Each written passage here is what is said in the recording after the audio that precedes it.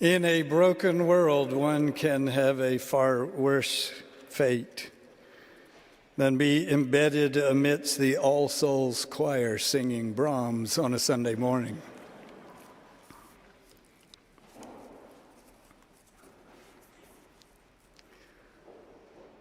Carl Sandburg's poem, The People Yes, is full of folk witticisms, wry foolishness, and quirky characters proffering sardonic observations. Dozens of lines, pages into it. One such fellow, identified only as a released convict, explains his choice not to pursue revenge with this memorable line. In my case, it pays to have a good forgettery. It pays, he says, to have a good forgettery. We understand his droll assertion.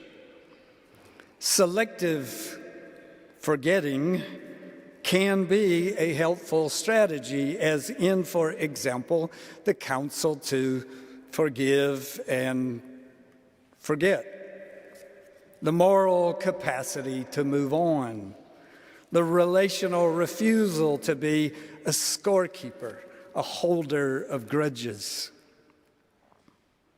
I've long contended that the religious impulse is propelled by an intention to engage with profound paradox, to leave life's shallow end and enter the depths where we encounter many more both-ands than either-ors.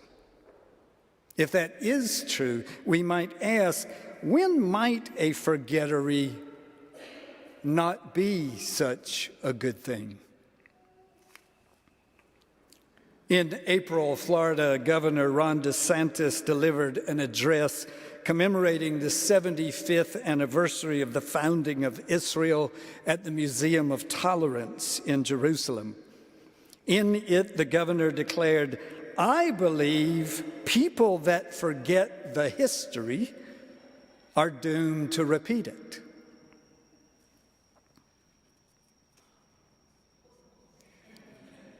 That's right. Ron DeSantis at the Museum of Tolerance cautioning against forgetting history. If the utter irony in that sentence is lost on you, well, as some say in the parts where I'm from, bless your heart. Shortly after the Israelis were gifted with the insights of the Sunshine State potentate, your local paper was taking him to task. A July article in the Times discussed criticisms of the DeSantis-backed approach to teaching Black history, explaining Florida's rewrite of African American history standards comes in response to a 2022 law signed by Mr. DeSantis, known as the Stop Woke Act, which it noted prohibits instructions that could prompt students to feel discomfort about a historical event because of their race, sex, or national origin. DeSantis, all for remembering history overseas, an advocate at home for amnesia, touting in Sandburg's way of it the value of a good forgettery. Why forget history? Because to remember is to risk discomfort. To remember is to hazard having to wrestle with injustice, to acknowledge generations of suffering, requiring comfort to take a back seat to conscience. To truly believe that forgetting Florida history dooms its repetition means, but for one example, telling the story of Election Day 1920 in Ocoee, a not-so-magical place on the outskirts of Orlando. It was there that the largest incident of voting day violence in U.S. history took place, when Mose Norman, a black citizen, was turned away from the polls, but for his offense of simply attempting to vote. That evening, a mob of armed white men set out on a rampage of lynching and arson in which African American citizens were murdered and their homes and community burned. Daunted by the specter of such discomforting unpleasantries, sometimes, suggests now presidential candidate DeSantis, sometimes it pays to have a good forgettery. On this he's wrong, of course. Averting our gaze from history's most tragic chapters, burying our heads in the sands of now to avoid the discomfort of so many thens, we know such strategies don't work. Such an approach only compounds the accruing interest in the First National Bank of denial and obfuscation.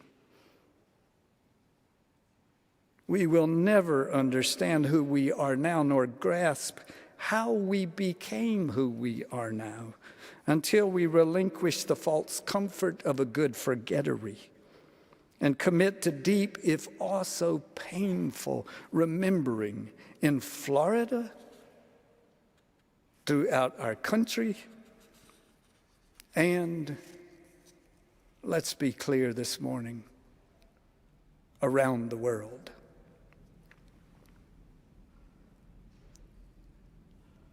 But I have not come all this way to press this one point. What's more, I suspect offering a challenge to the malfeasances of DeSantis here is scarcely more than that old act of carrying coals to Newcastle. It may be a point worth underscoring, but as my friend and your minister Galen is fond of saying, such an insight is at best 100% half right. Yes, to fail to remember is to further delay the necessary work of facing up to the legacies of sadness and suffering still shaping our world. But you know what else forgettery leaves behind, overlooks? Dignity, delight, joy even. While visiting family on Florida's coast this past summer, I indulged a quick trip inland to Ocala's Appleton Museum of Art for an exhibit by the South Carolina-born Ocala-based artist Charles Eady. In the cool, quiet confines of an upstairs gallery, I encountered large, compelling canvases. Handsome figures representing free blacks in the South, an overlooked, even unknown population. An exhibit description explains such people were free to work, live, and own businesses and property. Contrary to what we might imagine, it explained that there were more free blacks living in the South than in the North because living conditions were more favorable and opportunities to own a business and property were more accessible. I moved slowly from canvas to canvas, oversized figures gazing out resolutely from these gorgeous portraits. Here was Camilla Jones, described as a free woman of color who owned and operated a restaurant in downtown Charleston, frequented by both black and white patrons. There was a black tradesman who, as it explained, learned a skilled trade and became successful as a result. A black boatman captaining his own river vessel, a vital, lucrative transportation source. An acclaimed black jockey, one of the pioneers of the sport in the U.S. A storefront shopper, countering the description, explained a common historical misconception about free people of color and money. A school teacher, a voter, a taxpayer, a child at her chores, Edie offers us these ordinary citizens going about their lives with common dignity, neither helpless victims nor valorous heroes.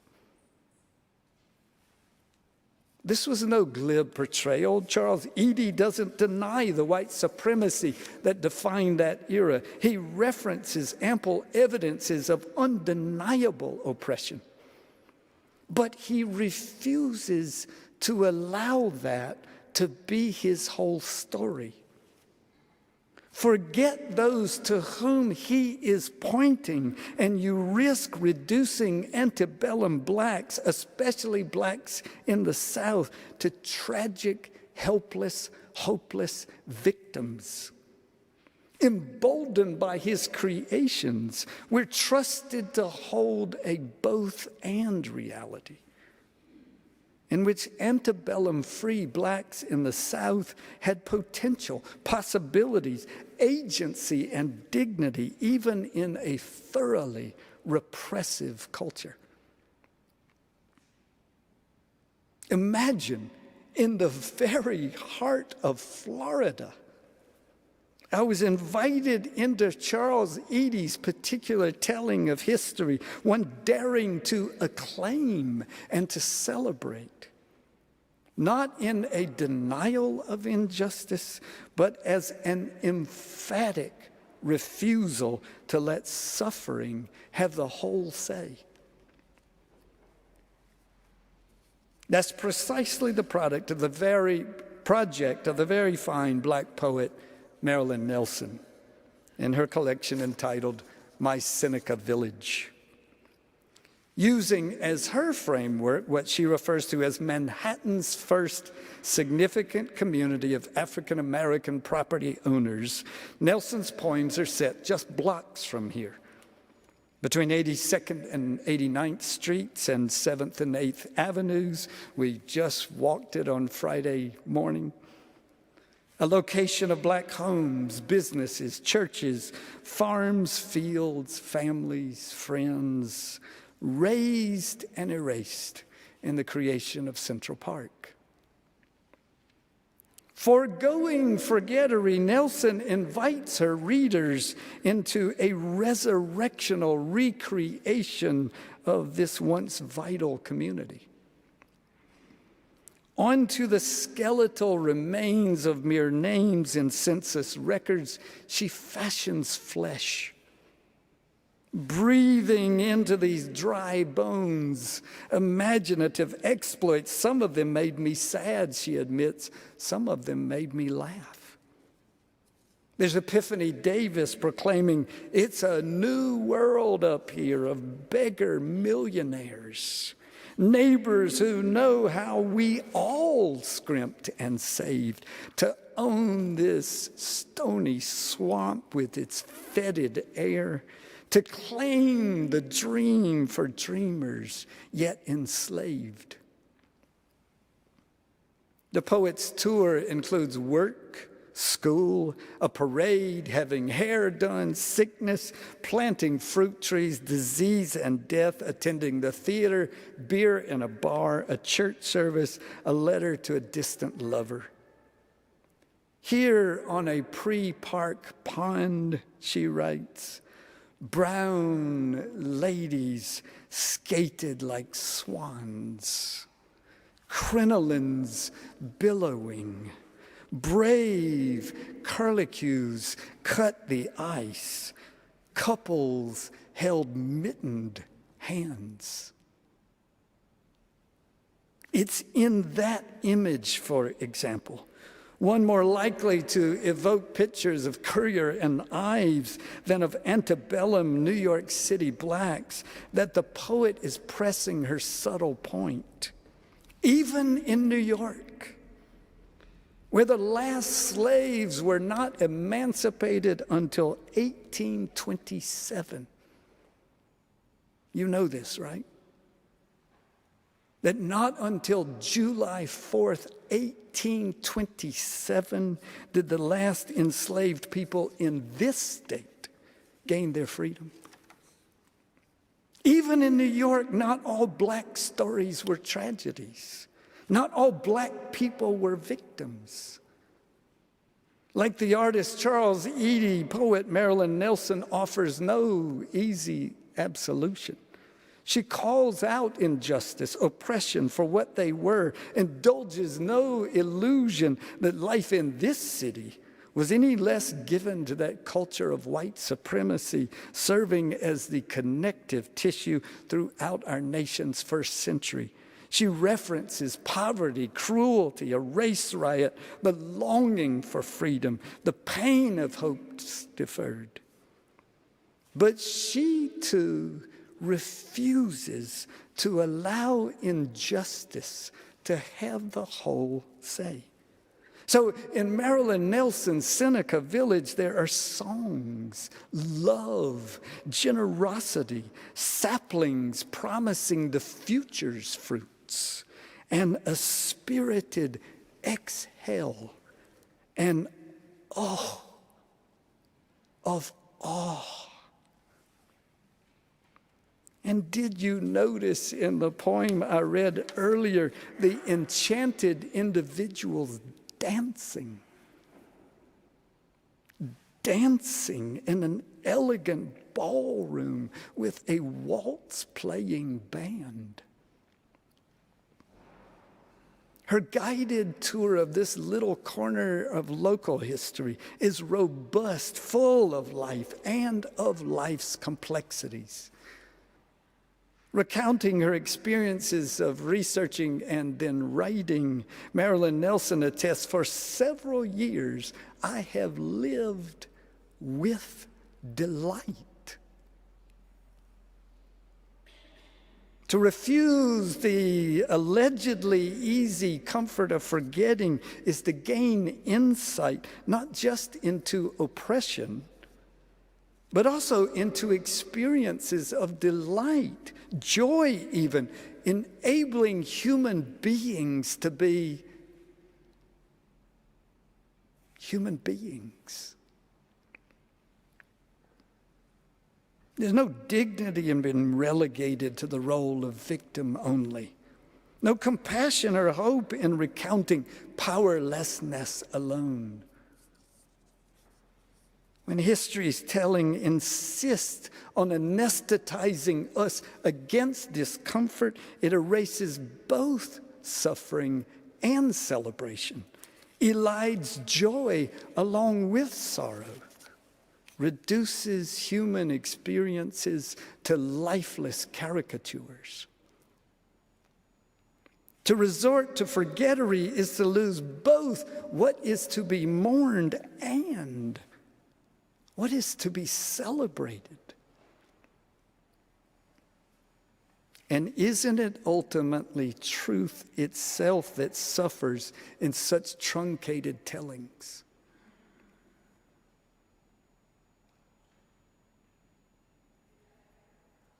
Don't we actually know this already? History's truths are not just writ large, they're inscribed into each of our lives. Is there a one of us here today who has not at some point, at some points in our lives, endeavored to avoid unpleasant memories? Oh, why bring all of that back up? Let bygones be bygones. Except bygones don't always comply, do they? That relationship, forever skating on thin ice, because we're just not going to deal with what happened. That friendship fading ever further into the past because neither of us are willing to face up to what fractured it. That estrangement between parent and child, a mutually painful standoff fed by silence in a perennially failed effort to forget. That group, that community, that organization now spinning its wheels in perpetual avoidance of what transpired over time to throw it off track. And in attempting to evade the unpleasant, we remain confined to something tense, something uncomfortable, drudgingly circling a cul-de-sac of mediocrity, devoid of delight and of joy. Sandberg's recently released Convict is Right. Sometimes it pays to have a good forgettery.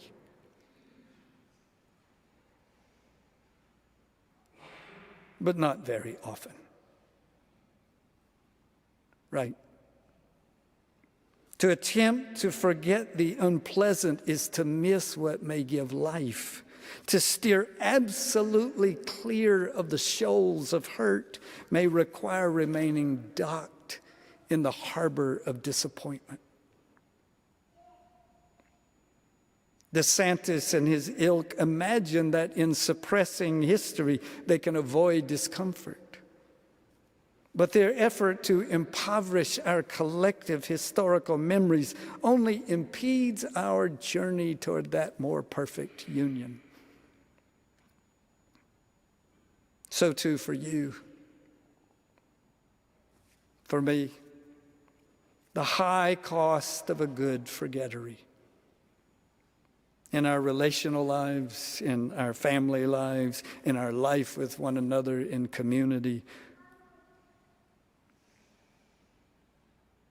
it's a loss of that which we most want and need.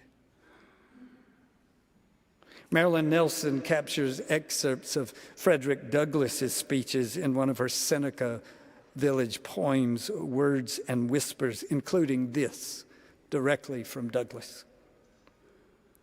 America has been false to the past, false to the present, and solemnly binds herself to be false to the future too. Enticed by the allegedly easy escape of an impoverished memory, a whole chorus of conservatives strive to keep us on that false path. But neither our national framework nor our personal relational life fates us to such disheartening dishonesty. Facing up to the truth in all of its brokenness and its beauty just may offer the opening notes of an overture that in time can give way to our own dance of delight.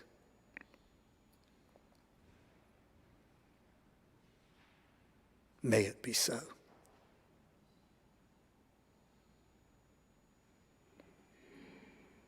Our final hymn is Dear Weaver of Our Lives' Design.